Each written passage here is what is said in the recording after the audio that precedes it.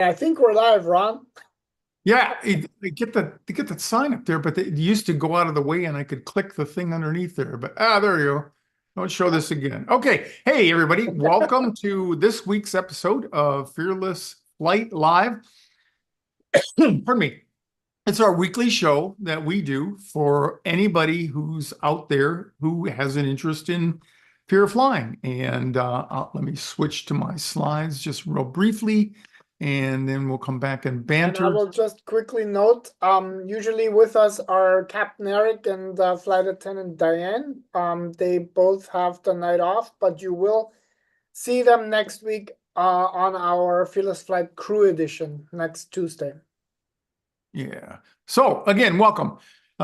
It's Fearless Flight weekly live show, and it's for anybody who has a fear of flying, people who know somebody who has a fear of flying, or people who just like to check in and keep tabs on the airline industry.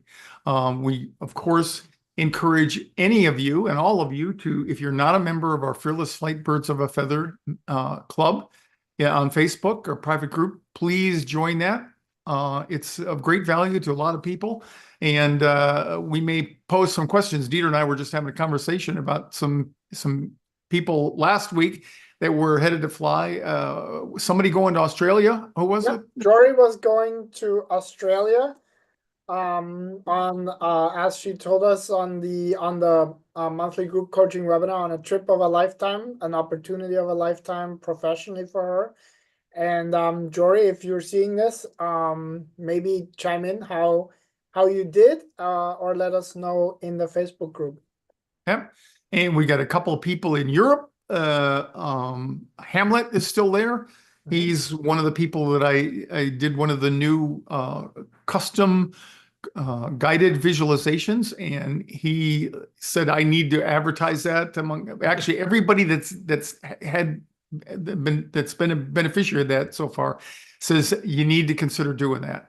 And so I'll do more. I won't talk much about it tonight, but maybe we can put a little thing together this next week here and talk about that. But anyway, so stay with us and hang in there. We'll keep supporting you and is the best we can. So we'll talk a little bit about the graduation flight highlights with our special guest tonight. And we'll talk about the November live monthly coaching group webinar. And of course, any of your questions, we'll field those. So Dieter and I have pretty much settled on, if you have no idea what to do, probably the best place that you could get started would be in attending one of our monthly live group coaching sessions. The one coming up on the 21st, that's the third Thursday of the month. And then we'll do an encore presentation. I'll do the same webinar again on Saturday morning, November 23rd. Of course, it's 6:30 p.m. on Thursday, the 21st, and it'll be 10 a.m. Pacific on the Saturday morning, the 23rd. And we run for about an hour and a half. It's a great opportunity, and this one in particular, I encourage you to join if you haven't got anything else to do and you have any, especially if you're flying over the holidays, you know. And the question I'd ask is, you ever feel like holiday travel is more stressful than festive? And that's saying a lot, because we know that holidays aren't always the greatest when you get together with family. And with the culture that we have here in the U.S. right now, I'm sure that this will make the holidays of great interest, considering the results of the last election there. You can discover how to turn turbulence into triumph and make this season a journey that you can actually enjoy. And we're going to work on creating some holiday anxiety toolkit techniques that really work, from calming rituals to mind hacks. We're going to try to teach you how to arm yourself with your ultimate toolkit for calm skies and stress-free travels. And you won't believe how simple some of these things are that we will offer to you. Mastering the chaos, family, crowds, and flights. a holiday trifecta that it can spark anybody's nerves. So find out how to keep your calm and cool and carry on with confidence, no matter what holiday travel throws you or throws your way, and no matter how stressful the event itself is in actuality. We'll have some inspiring stories from people who or of travelers who overcame holiday flight anxiety. I got a request a couple of years ago. I did a visualization of "Over the River and Through the Woods," which is a song we used to sing in school when I was growing up. And I may revive that, or maybe update it a little bit, and as one of the visualizations. There are always 2 guided visualizations during each of our monthly group coaching sessions. So the way you pack can impact your stress levels more than you might think. That's what, for that part of the journey, that's when some people start to visualize the involvement with an airplane. So we'll even talk about that. And then, of course, some of you get bothered by crowded airports, and we'll give you some secrets to feeling in control from the time you arrive to the time you take off. And so overall, we want you to not feel like you're spiraling in, or you're going to spiral into what if thoughts, or when they start to spiral. We want to tackle those scenarios, teach you how to rehearse some defensive strategies, and turn your sense of transform your anxiety into a sense of calm and control. So say goodbye to your fear, hello to freedom, and join us this Thursday, or the next Thursday, the November 21st. And these are not just for the holidays. These are lifetime tools that will help you find peace every time you fly. So join us and get a head start on mastering them, and join us for what'll prove to be a really entertaining time, and it'll be inspiring. And speaking of inspiration, guess what? We've got our guest. For those of you who were thinking about flying last Saturday out of the Phoenix area, you missed a great opportunity, because I had just one student. And so she had to put up with all of my attention, her and her delightful husband, Manny.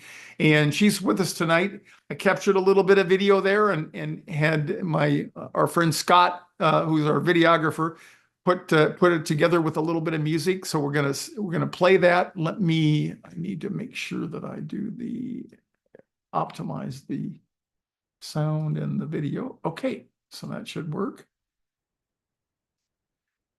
Okay, so sit back, relax, and watch the video with us, and then we'll bring on our special guest.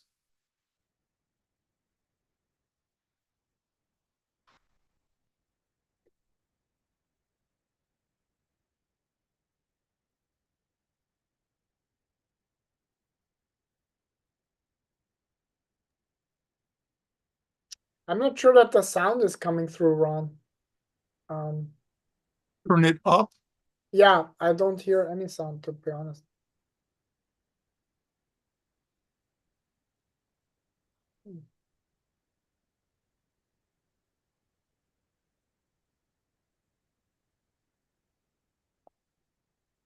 Yeah, it's sound's not coming through. Working sound or not? No sound. No sound. Oh, come on. That's not possible. Well, you can just maybe narrate as we're watching it through. Yeah, well, I can't believe that. Oh, what a disappointment. Samsung, it's all set up.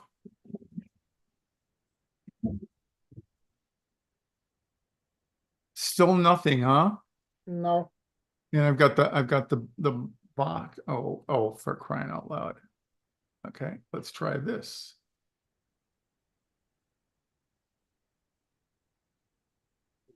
It's always something. I'll tell you later. There we go.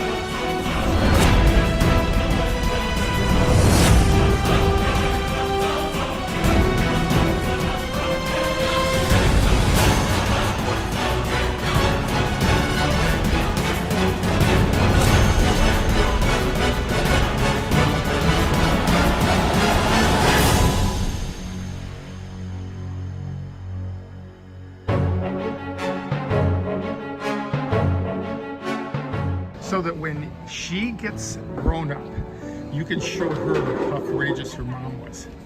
Because she'll get the certificate and, you know, you can put in a scrapbook and say, here's the story behind that, right? So what was it like last night and this morning? Last night I was a little bit emotional. Okay. This morning I went to go see my grandma. It's her 1 year of passing.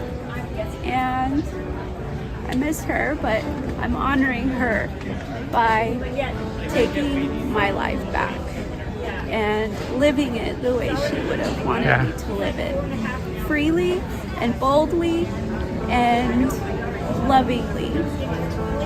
Oh my gosh. Okay. What's it like for you, Manny? What's it like traveling with, or trying to travel with? Again, something I told her, I was like, you're an inspiration to me. You're facing your fears head on. And not a lot of people do that, including myself at times. I'm deathly afraid of, I don't know how to swim, and I'm deathly afraid of facing that fear. And I was like, for that reason alone, you're very courageous and you're braver than a lot of people.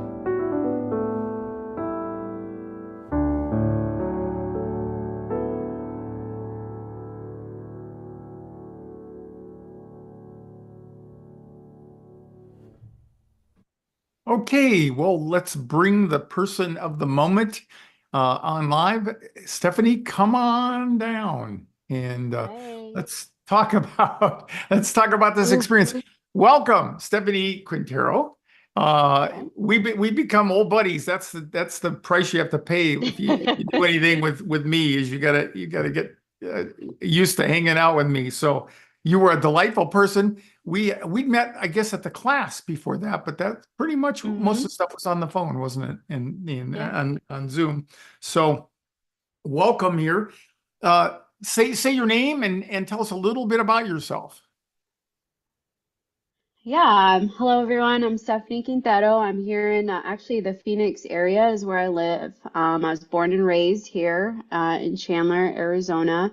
My background in terms of work, I work in healthcare as a instructional designer doing technical training. So my world's kind of in education, adult education. I'm currently in my master's program working on master's in education with the concentration in trauma and resilience. I firsthand have overcome many of my own traumas and facing fears, and this is not definitely a new story. It's just a different chapter in my story of what I've been conquering over the last few years. And I want to be part of, helping, giving back to others and knowing that their fear or their trauma is their also their superpower as well. Bet. You bet. And you fit the typical fearful flyer. You're brighter than the average bulb. And it comes with no surprise that because people who are bright have trouble turning off that analytical part of their brain. And it's the best thing when I'm sure when you're designing instructional units and trying to get really creative and all that, and that same part of your brain conjures up creative ways to scare the daylights out of you. So it's really typical. So can you tell everybody just briefly a bit about when, your initial fear of flying and how it affected you? Yeah, so 9 years ago, I had a pretty tough experience on Southwest plane going from Phoenix to LA. I ended up having a really bad panic attack, although it was not visible to most people. I kept that so bottled tight that I didn't allow myself to feel what I was feeling. I didn't acknowledge what was happening in my life. And the flight became a symbol of my life felt out of control. I was not in control in the plane situation. And therefore, after I got off that flight, I was like, I can't do that again. And I avoided it. I avoided it just like many people avoid their fears and the discomfort of those emotions. Yeah. And so you flew on Friday. You've done a lot of work. I mean, you're one of the most diligent people that I've worked with. We did a lot of talking, a lot of checking in, and you went out to the airport a couple of times on your own to dry run it. That's how bad it was for you. And then, so leading up to the flight Saturday, did you notice any specific thoughts or worries? I think it's just the unknown. I was like, what's going to happen? How am I going to feel? How, a lot of us who have kind of that emotional fear, like, am I going to lose control? Am I going to melt? That was kind of a lot of the anxiety thought of more. It was an internal, what was going to happen. Everything outside in terms of my situation, it was not about the plane. It was not about the mechanics. It was all about what was happening, what was going to happen inside of myself. Yeah. And so what were the biggest challenges during the flight? And we, of course, for anybody who doesn't know or isn't familiar, we flew from Phoenix over to Burbank, and then we turned around about an hour and a half and flew back. So what were some of the biggest challenges that you experienced on the first flight, for example? Yeah, so what I did find out, because again, I didn't know where my challenge was. I thought I knew, but I found out that the challenge was almost like the motion of, so takeoff was great. It was the climbing. It's like when the plane is kind of at this angle and then you can feel the pushback. And then there was the leveling off, and then you have the cruise. And then when we start kind of descending, and then it was the emotion or the motion itself where that's where it triggered my connection to my PTSD, which was that feeling of I had like kind of the dissociation with a lot of my fears. And so kind of that out of body experience, feeling a little bit like unbalanced. So that kind of is what stood out to me, that I don't like this feeling. I don't like that I guess, what is it called, Ron, where your inner ear is just kind of feeling this motion, and it's like motion sickness. Yeah, it's certainly vestibular, and it's a spatial disorientation is a way that we talk about it as pilots and stuff. And it's interesting because when I look at people like you and they describe the pitch, it's like 45 degrees. That's what that angle would be. It's what it feels like. Literally, the profile is when we lift the airplane's nose up for takeoff, it's 15 degrees. And so I think you've captured, for most people, it's the sensations that trigger things. Now, you may have a lot of collateral thoughts related to that once you get triggered, but it's the doggone sensations, and there's so many of them. And you can't see the horizon in front of you like we can when we're sitting up in the cockpit. And all you have is the crummy little window off to the side of you, and it's very disorienting for anybody. And then if you have any anxiety like you do, then your mind just takes that and runs with it. And I remember that's one of the interesting things. And you commented, you weren't particularly bothered by the takeoff or anything like that. I mean, although that would obviously trigger some of your senses. But then, the thing that was so interesting to me is it's when we got into the level off, that's when you started to struggle. And people may remember from the video we just showed, there's a couple of times where her husband Manny was putting his arm around her and comforting her, and she would just look down. Tell us about that. So what do you relate to that particular experience or trigger?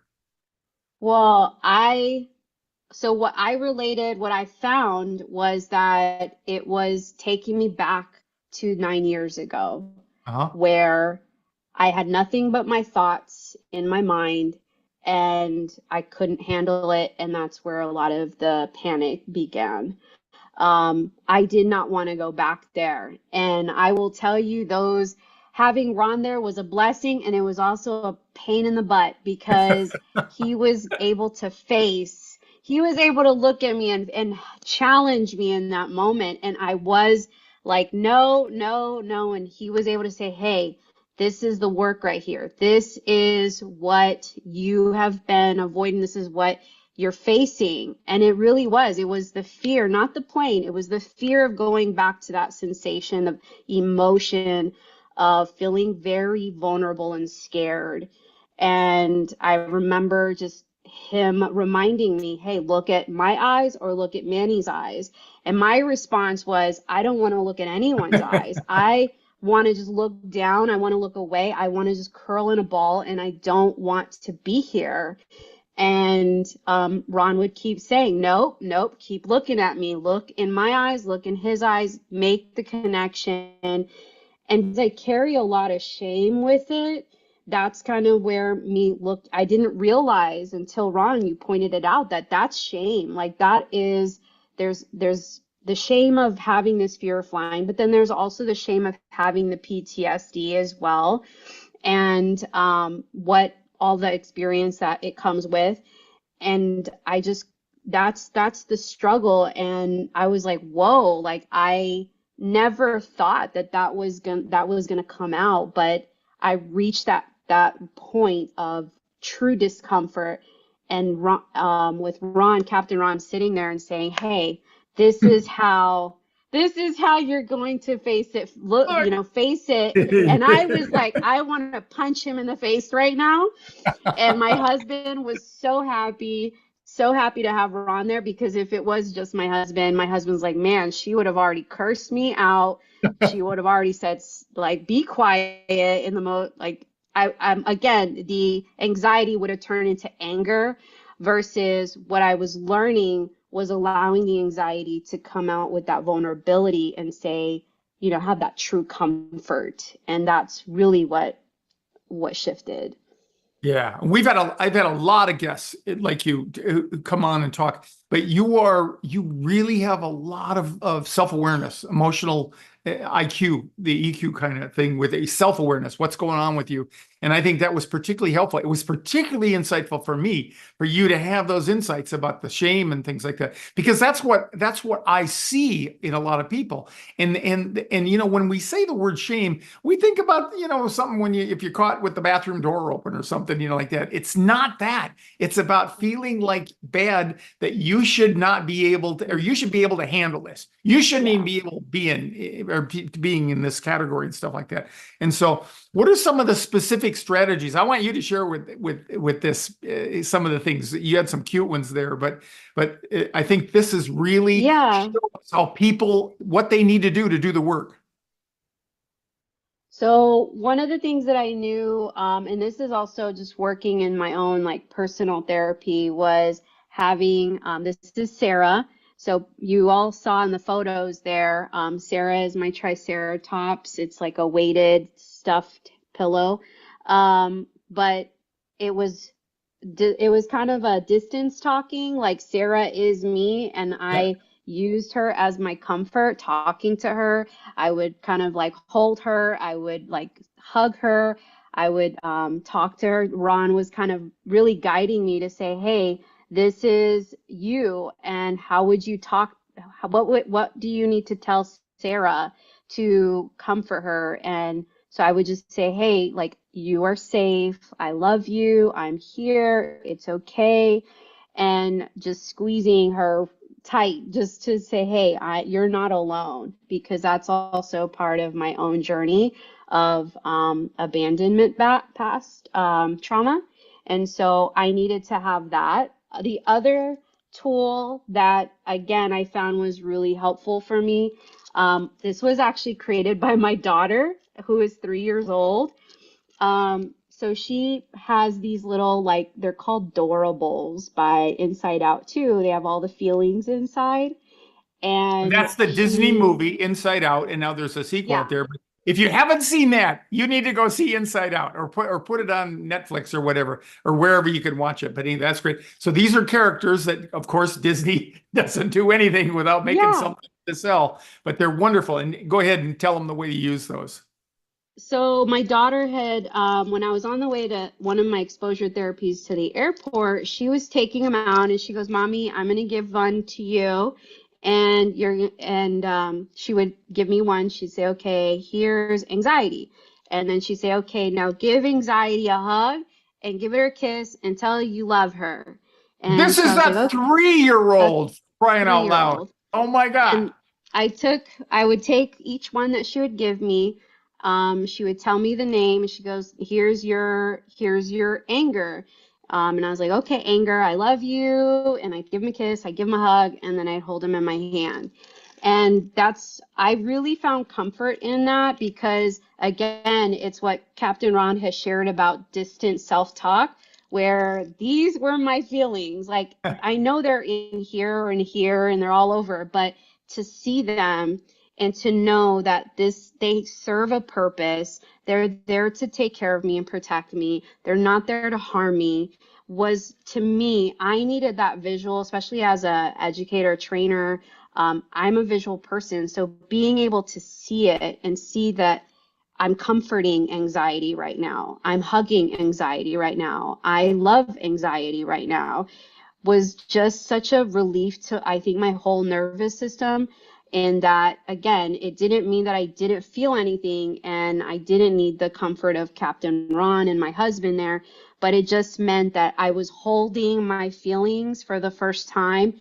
And that really made a difference in that flight, in reprocessing how I saw sitting on a plane and how I was managing through those emotions. And that's another great example of how you can distance the emotions, because what happens is when we have typically negative emotions, we tend to take them on, and instead of just having feelings, we become those feelings, and it's overwhelming, of course. But being able to externalize them either through distant self-talk, or literally having some characters like those little Disney characters, or Sarah, your little friend there, it really, really, really can do that. And anybody out there who thinks that this is silly, you don't understand, right? I mean, and that's what you're like the goal of all my stuff is to get people to open themselves up like you did. It's just phenomenal. I know. Actually, Ron, just hold on here. There's great feedback to the point that you just made. And it's just Helene just said, oh my God, you were so able to verbalize what's going on inside of me, and I'm so glad that you have the courage to share that. So Stephanie, that's directed at you. Thank you so much for coming on and for the interview. So there you go. Yeah. And I was going to say, you always said it was fun. It was nice to have me there, and I'm grateful that I could be there. But Manny, that was a great opportunity for me too. And having him between us, next to you, my sense is that he got a lot out of that experience too. Watching, because for those of us who love people, who we don't like to see our loved ones in distress. And if you don't know what to do, it's really, really humbling. And like you said, sometimes it can go south between between couples, and that's not good. So anyway, it was really great there. I want to emphasize here, take this opportunity too. This wasn't all easy for you, was it? I mean, you did really, really well until we started to level off. And that was interesting. And at that point where you started to fear that reenactment from before, which is classic trauma, that's when you wanted to turn away. And that's my experiences. It's the most important time to look into your lover's eyes, your husband's eyes in this case, or even good old Capt Ron's eyes. The main thing is to break that, and it brings you back into the moment. And that was so obvious because you would just turn away and you would lean over, and people might remember seeing that in the video as well when we captured a little bit of that. But anyway, I just want to pat you on the back and give you a big hug for the courage it took in that moment to get to that point. So did you notice any difference in your anxiety levels when we turned around and come back? I'm sorry, when we left Burbank on the way back. I did. I noticed, I think I was a little more at ease with when we were just simply cruising. Yep. There was still a little discomfort when we were climbing and then when we're descending, but I noticed that I was able to kind of like lean my head on the chair in front of me and just simply breathe through it, or I allowed myself to let Manny be there with me more so. And also one of the insights that we debriefed about in Burbank was looking at his eyes. And for so long, with the anxiety and the panic and the fears that I've had before with the last few years, I mean, shame was a big part, and I didn't want to look anyone in the eyes because it was such a lonely feeling. But realizing, like, I do need to look at my husband. I do need to know that he doesn't look at me in a way that is dehumanizing, or he doesn't look, pity on me. The way his look was like, I am here with you. Like, I am not leaving you. I'm here with you. And going back, that made such a big difference, because I was like, why can't I just allow him to receive? I can allow him to receive my love, and I can receive his love. And that was a really big difference coming back, was being able to say, you know what, it's okay for me to receive his love and support. Yeah. When we experience fear and anxiety, especially earlier in our life, we tend to isolate, and and then that's how the shame can pile on, because we don't want people to see us in that way. And I think that's partially why well-meaning spouses who are trying to comfort their fearful flyers, get really, really sensitive about having their head bit off, because it's like, I'm just trying to help. But anyway, and Manny's not here, bless his heart, but I mean, he was an awesome addition to the flight. Can you say, has he shared anything with you, since you got back, about his view of the future flying with you? Yeah, I think, well, he's looking forward to flying with me. He was like, I think that we should do one more trip with him and I before my daughter joins us. Yeah. Just so that way, again, it's practicing for both of us together. And that way, just adding a toddler to that sometimes can, of course, make things a little bit of a challenge for both parents. But he's like, I look forward in going with you again. I think it will get easier each time. And he really thanks a lot to just with you, Captain Ron, in that he's like, I feel so much more confident in his ability to know what does it mean when they say you just need to be present with that person that you love.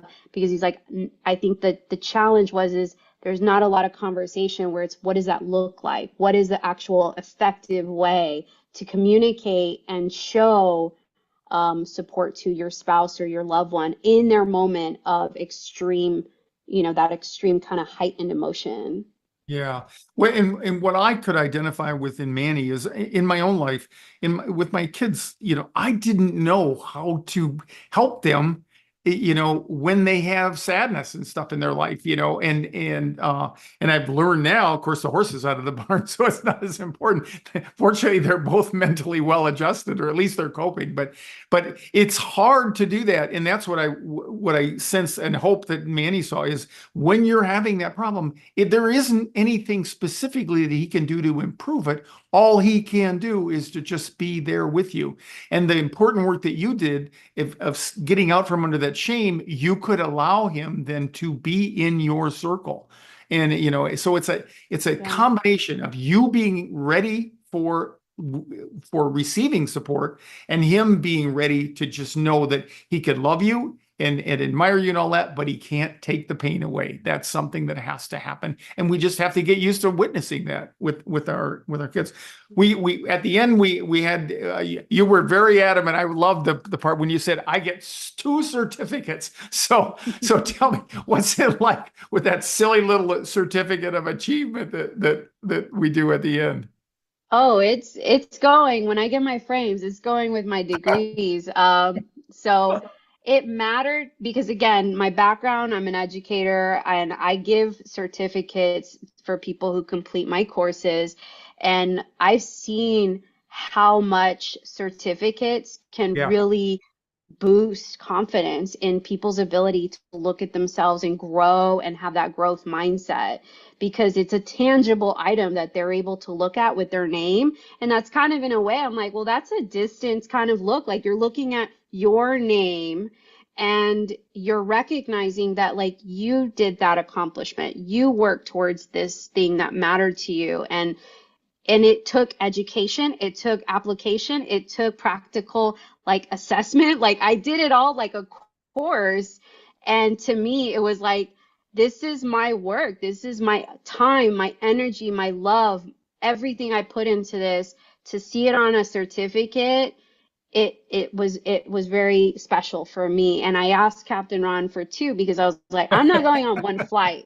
I'm going on 2 flights. Like, nobody, I mean, you go on a round trip and you pay Right. for 2 tickets. So Exactly. I I'm want going, twice the certificates. I want twice the It was so certificate. cute. Yeah. And of course, we give one to Manny. I think it's really important to recognize the people the coaches and supporters that go. And in your case, we had to give some credit to Aurora, daughter, Yeah. your 3-year-old, who had the brilliant plan to come up with that little toolkit with all the little adorables there. So anyway, turbulence. People are afraid of turbulence. Any tips for how to get through those moments? I mean, we've kind of talked all around what you did, but any specific things that come to mind? I think the main thing is finding the tool that reminds you, and again, that your emotions are there to protect you. How do you, 1, acknowledge that they exist, and then 2, how do you comfort it in the time that it's really needing you the most? And again, turbulence is, you don't know. I mean, there's a lot of sensations happening. And so it's really kind of giving yourself that grace that it's okay to comfort yourself. Or if you can't comfort yourself, it's okay to ask whoever is beside you to help you comfort you, or remind you that you are safe.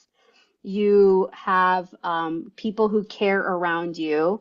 And it's finding the voice either in yourself to speak to yourself with kindness, or ask someone nearby to help you to find that sense of security and safety, and that it's going to be okay. You are safe. Yeah. And just briefly on the tools that you use, we know the durables, we know those kinds of things. We talked about journaling. We didn't mention that specifically. I got a kick out of it when we first got in the airplane and you were there. You said, "Shut up, Cap." You didn't say shut up, but those are my words. "Shut up, Capt Ron. I'm listening to the harmonizer." And I got a kick out of that. And I did make you a custom visualization that I hope is helpful. Yeah. So so I did listen to the harmonizer, and then also I was watching home videos of my daughter, and those, and I mean, just finding those, again, whatever is your audio visual that helps you to be present in that moment, that gives you really good, happy feelings of joy, or just, you know, thoughts that can really light you up versus add to the fear. So we got people out there who weren't sitting there like I was, still seeing the anxiety come out there, and they're saying, "Oh yeah, but she wasn't anywhere near as bad as I was, and she only didn't fly for 9 years," and all these things. What would you say to them? I think everyone is unique in what they're experiencing, or what we perceive to be maybe not as heightened. Internally, again, each person will tell you, I mean, they're either at an 8, 9, or 10 in discomfort, or in just in full anxiety or panic.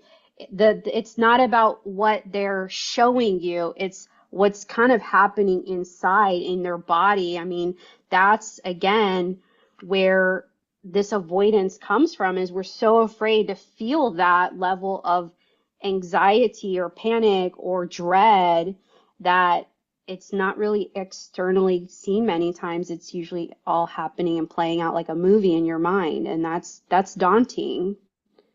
Yeah. And what would you say, people, they don't know what to do. They're just watching this. They haven't done anything yet. What would you say is the next thing that they should do, Stephanie? I think it's kind of just asking, do you know how much your life is worth living? There's so much that we can do in our lives, and we can experience in our lives. And I think it's just saying, hey, how much do you want to begin? Maybe not right now. Maybe you're struggling to love yourself, but how much do you want to learn to love yourself? That asking for help is okay, and reaching out and being part of a community is okay, and taking the next step, whether that's, doing exposure therapies at the airport, like I did, redoing some little bit of research on things that you might need that are unique to you is all okay. Your experience is unique. It's taking those steps to learn about yourself on what is it, or who can be part of this journey. And I would say definitely start off with that community. Community is so huge, because knowing you're not alone and learning some of the terms that you never thought of is a really great start to at least taking those baby steps to, maybe I'm ready to call Ron. Maybe I'm ready to go into a group therapy session. Maybe I'm ready to now go into the airport or go on the plane and sit down. And those are just things that can slowly open up just by simply having a community of people who know what you're going through or have a similar fear. So I don't have to worry about being rejected. That you won't need me anymore. You're still going to hang around in the birds of a feather, and people can access you if they need to. Yeah, this is my community, and this is something, again, I'm still on this journey. I am a fearless flyer now, but I know that it is still a learning process. It's not gonna just be gone now that I've gone on these 2 flights. It's still a work in progress, and I'm still gonna be leaning on my community to help me to continue to reinforce these changes as I rebuild new networks. Yeah, perfect. So you had these experiences, and we shared them with the group here and stuff, and you got confidence. What would you say is the greatest area of confidence that you have that's going to get you on that next flight? I think the biggest thing is my daughter. My daughter, I mean, Manny, and just myself, and being able to go experience the world again the way I used to and explore with her. She's not seen the world, and I still have much to see of it. My husband as well, and I want to be part of that. So I think that's what gives me the confidence, is that, yay, we get to go explore and go see different parts of the world that, again, my grandma would be right there and say, go, Mija, go see the world. You deserve it. You work hard. Enjoy what, is this beautiful earth has to offer.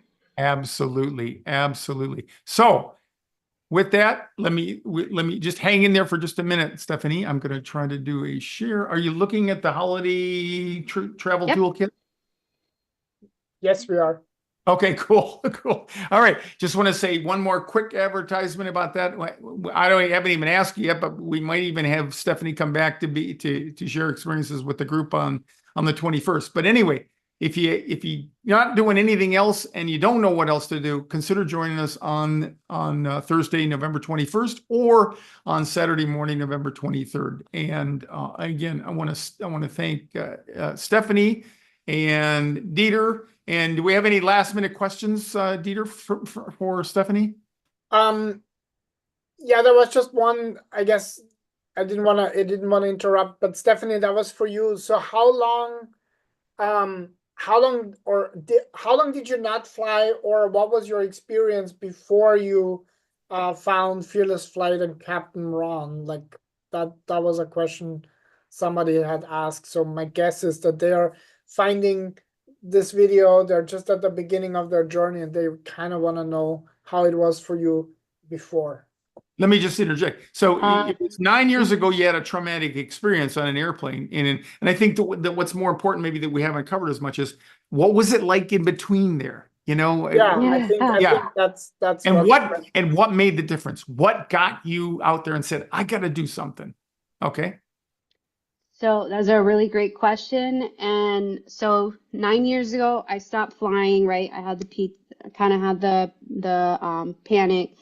I stopped living. I literally, like, after that, it was like the plane was the whole symbol. I stopped going to concerts. I stopped going to grocery stores. I stopped driving. I stopped so much of my life living that by 2019, 2020, this was before COVID, I couldn't even leave my house. I couldn't even leave the front door because of the feeling of that PTSD of panic. The amount of panic that I had started experiencing was so much. So I wasn't receiving help in just general. So then in 2020, this again, January, I was like, I can't live like this anymore. I'm, gonna look to being a mom. I don't want to live like this for my daughter. I don't want to live like this as a person. So that's when I started getting therapy. And since then, it's been a process of reclaiming my life. Awesome. Thanks. Sorry, Thanks. Manny saying. And I want to say one more word about your grandma's got to be pretty proud of you. Yeah. That was a great way to commemorate that and to set us all in a different place. So thanks, Stephanie. I appreciate it. Appreciate your courage, and you are an inspiration to me as well as others, I'm sure. So thanks for joining us tonight. And thanks, Dieter. And thanks to all of you out there. We'll be back again next week, I promise, for another episode. Well, actually, it's going to be crew edition. That's going to be crew edition. And then next Thursday, we have the monthly group coaching. I already put the link in the comments as well. So definitely let yourself be inspired by Stephanie's courage. And this is definitely also in the realm of possibilities for you, but you got to get started. You got to face it.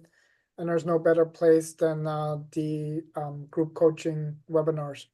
Yeah. And I don't think there was ever a better inspiration than tonight to say that you can do it no matter who you are, and you just got to get started. So anyway, so thanks again, Dieter. Thanks everybody out there. We'll see you again next week for Fearless Flight Live. Have a great week, everybody.